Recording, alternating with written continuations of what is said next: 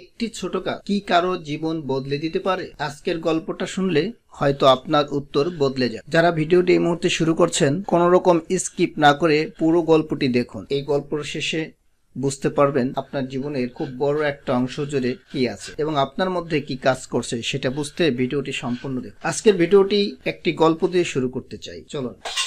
আর হ্যাঁ, অবশ্যই ভিডিওটি যদি আপনাদের একটু ভালো লেগে থাকে অবশ্যই একটি লাইক ও কমেন্ট করতে ভুলবেন না, এবং গল্পটি যাতে আপনার পরিচিত বন্ধু বান্ধব দেখতে পারে সেজন্য একটি শেয়ার করে দিবেন, যাতে আপনার পরিচিত লোক এই গল্পটি দেখে উৎসাহ প্রেরণা পেতে পারে যে মানুষের পাশে দাঁড়ানোর জন্য। আর এরকম নতুন নতুন ভিডিও পেতে আমাদের চ্যানেলটি সাবস্ক্রাইব করে ডান পাশের বেল আইকনটি বাজিয়ে দিন, এবং যারা ফেসবুক পেজ থেকে দেখছেন তারা অবশ্যই আমার পেজটি একটি ফলো।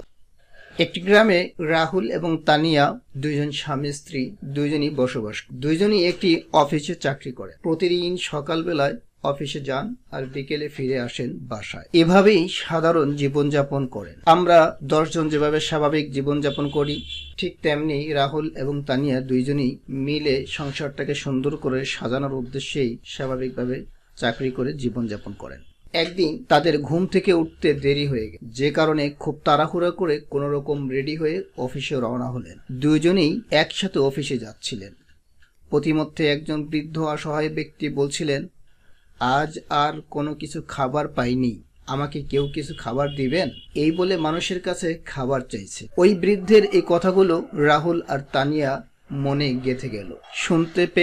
শুনতে শুনতে সময়ের অভাবে চলে গেলেন অফিসে। অন্য দিনের মতোই অফিসের বিভিন্ন কাজকর্মের ভিতর অনেক ক্লান্তির মাঝেই হঠাৎ সেই বৃদ্ধের কথা মনে পড়ল। তখন সকাল ঘনিয়ে দুপুর হয়ে গেছে, আর ভাবলো যে জীবনের ছোট ছোট বিষয়ে কতটা গুরুত্বপূর্ণ। এই ভেবে ভেবে আবার অফিসের কাজের মধ্যে ডুবে গেল। দিন পেরিয়ে বিকেল হয়ে গেল এবং অফিস শেষ করে বাসায় আসার পথে 2টি রুটি ও একটি পানির বোতল হাতে নিয়ে সেই বৃদ্ধের নিকট গেল। বৃদ্ধ ব্যক্তি হাতে রুটি ও পানির বোতল দেখে খুশিতে আত্মরা হয়ে চিৎকার করে বললেন, বাবা, তুমি জানো যে তুমি আমার জীবন বাঁচালে। রাহুল আর তানিয়া বললেন, চাচা, কোনো মানুষ তো কোনো মানুষের জীবন বাঁচাতে পারে না।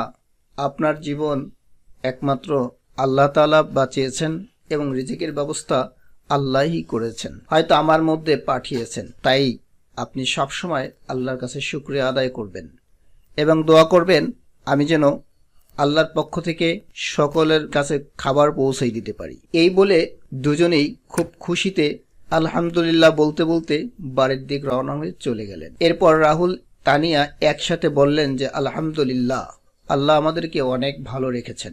গল্পটি এই পর্যন্তই ছিল। গল্প থেকে আসলে কি শিখলাম বা কি বোঝা যায়?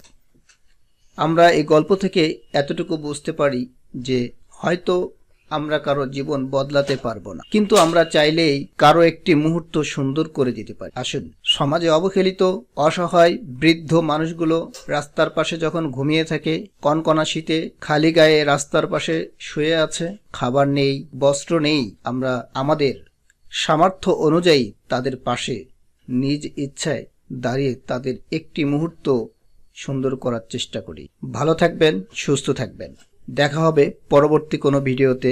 সেই পর্যন্ত সবার কাছে দোয়া রইল।